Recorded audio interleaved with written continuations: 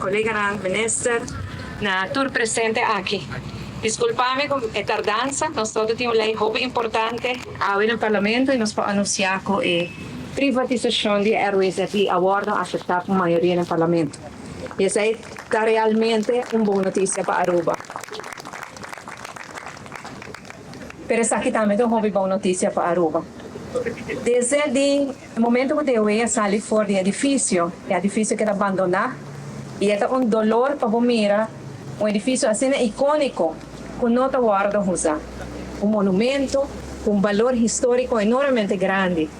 Mas me quero agradecer, colega Dangi Odeberg, que não é projeto aqui só, mas mais projeto, que põe seu empenho, sua dedicação, sua visão, para nós por convertir em algo que é realmente uma joia. E nesse caso, aqui nós também, naturalmente, junto com a APA, que vai financiar o projeto. E me quero que, se você ver, por exemplo, semana passada, nós temos o edifício de Maria Convent. Um edifício também abandonado por muito tempo. Uma joia de um edifício. A placa da União Europeia nos logra convertir agora que nada um edifício sumamente bonito. Como te recomendar a tua gente para buscar maneira para ver como bonita ela queda.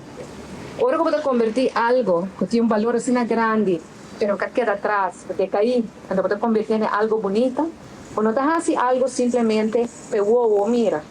Você larga um legado. Você convertir algo histórico de um legado para as futuras gerações. E é isso que vai passar aqui no edifício, indudablemente, agora com isso aqui está claro. Me quero agradecer tudo isso na casa, isso aqui é possível. E me sabe que todo um trabalho duro. Sobre mim, todo envolvido no último dia aqui.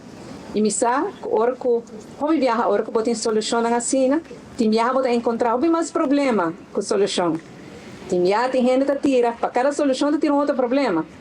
Pero vossa determinação a pôr que a não está assinalando.